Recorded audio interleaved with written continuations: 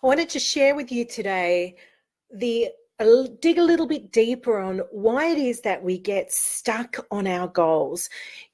If you've ever done any goal setting or you've done your vision boards, you have big ideas of things that you want to achieve, things you want to do, and then you can find yourself 6 months down the track, 12 months down the track, or a few years down the track, beating yourself up and going, I haven't even started. Why haven't I achieved this? And you can get really stressed. You can get depressed. You can get down and feel like a bit of a failure because you haven't achieved your goals. You've got stuck and you haven't moved anywhere.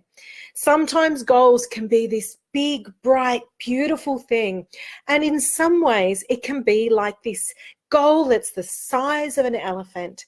And I often, when I'm talking to people about time management, I talk about consuming an elephant, consuming something that's as big as an elephant. So imagine you sit down for a meal and the meal is the size of an elephant and you say, I can't eat that. There's no way I can possibly consume all of that. But if I broke off a small piece and handed that to you, broke off a small piece of the meal and handed that to you, you'd be able to eat it. So the saying goes, how do you eat an elephant? One mouthful at a time. And so our goals can be grandiose, they can be big and they're huge. And so consequently, what happens is that we can't achieve them because they're too big. We haven't broken it down into bite-sized consumable pieces that we can actually start and do right now. There's another reason that we get stuck with our goals, and that's because we focus on things that don't align with who we truly are. We're not thinking about what it is that's important to us, what interests us, what are our personality traits, what do we find interest in, what things are attracted to us or attractive to us. They're the things where we need to focus our attention. And too often we set goals based on what we think we should be or what our parents, our friends, our family have influenced us to believe and that we think is a good and worthy goal and a valid goal. Sometimes you need to stop, take stock and go, what creates a passion in me? Where am I excited? Where do I find joy? And the trick is to actually stop and look at what it is that you place value on. So not values as in honesty, integrity, all of those kind of things. What is it that really floats your boat? Where are the areas that you find interest? What is it that you actually find interesting? And don't hold on to any shame in that. Think about where you get distracted in social media. That's a really, really good telltale sign. When I'm working with people, there's a lot of questions I ask them to really uncover and dig deep and go, come on, let's find out what it is that you're truly interested in and that you place value on. So have a look at where you'll get distracted. Where can you lose yourself on YouTube or Facebook or Instagram and go down a big rabbit warren and come out a couple of hours later going, whoa, where did I waste that much time? That's a telltale sign in terms of where your interests truly lie.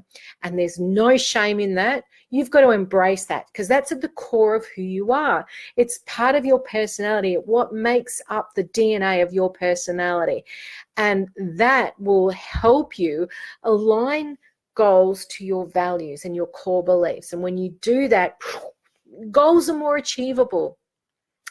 The other thing that I do with people to help them make decisions, to act on things, to set a path that aligns with who they are is dig really deep in some questioning techniques to find out the answers to 3 fundamental questions: purpose, vision, and mission.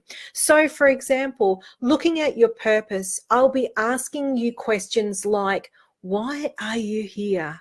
Dun, dun, dun. That's a big question, isn't it? Why are we here placed on this earth? But what that means is, what gives you significance?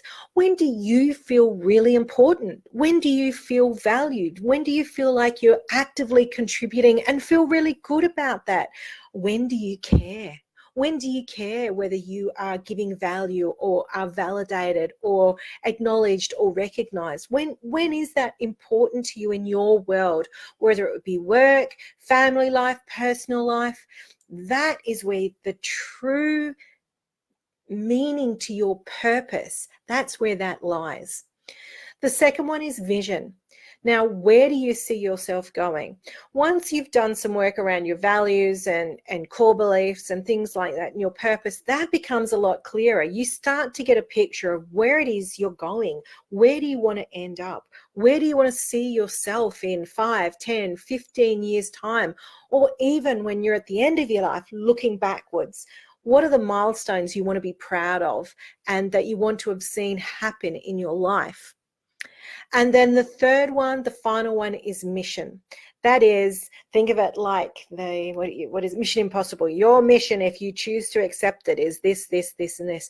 So how are you doing that? How are you accomplishing that vision? What is the nitty-gritty day-to-day, or the work, or the activity that you're doing? How are you fulfilling your vision and your purpose in life by the things that you're actually doing?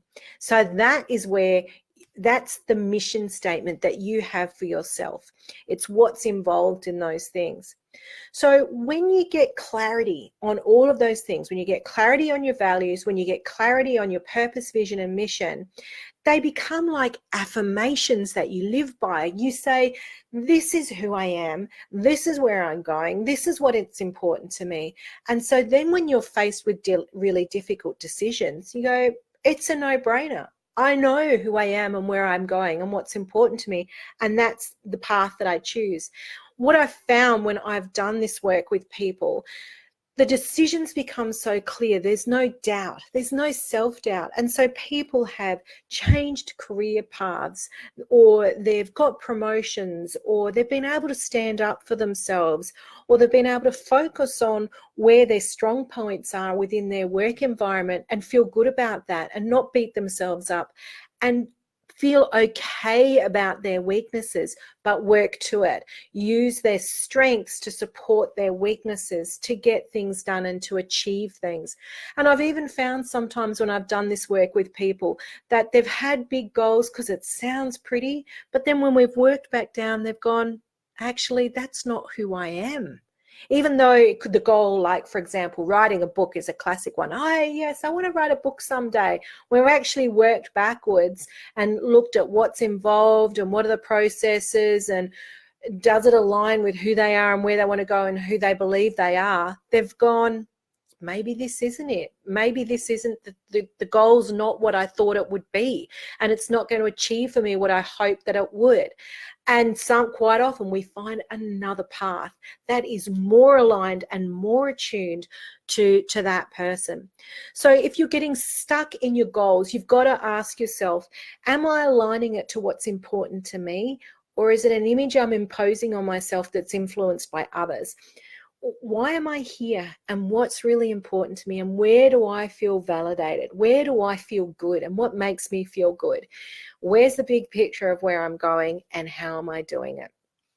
If you've got any questions around this, please comment below. I'd love to hear from you, and I'd love to hear your thoughts about when your goals have worked for you and they haven't. How have you felt around that?